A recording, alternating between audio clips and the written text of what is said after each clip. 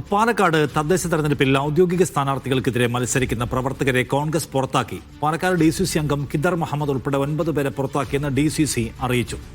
എലപ്പുള്ളി പഞ്ചായത്തിലെ 2 സിറ്റിംഗ് മെമ്പർമാരെയും പുറത്താക്കിയിട്ടുണ്ട്. സാജിദ് അജ്മൽ കൂടുതൽ വിവരങ്ങളുമായി ചേരുന്നു. സാജിദ്, എന്താണ് കൂടുതൽ വിവരങ്ങൾ?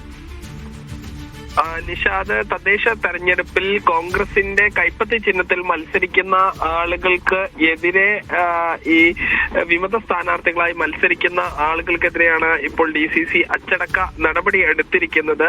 മുൻ DCC അംഗമായ കിദർ മുഹമ്മദ് ഉൾപ്പെടെ 9 പേരെയാണ് DCC പ്രസിഡന്റ് പാർട്ടിയിൽ നിന്ന് സസ്പെൻഡ് ചെയ്തിരിക്കുന്നത്. ഇതിൽ എലപ്പുള്ളി പഞ്ചായത്തിലെ 2 മെമ്പർമാരെയും ഈ രീതിയിൽ പുറത്താക്കിയിട്ടുണ്ട്. ഈ സീറ്റ് നിഷേധിച്ചതുമായി ബന്ധപ്പെട്ട് ഈ പലരും DCC നേതൃത്വത്തെ വിമർശിക്കുന്ന ഉൾപ്പെടെയുള്ള കാര്യങ്ങൾ ഉണ്ടായിരുന്നു.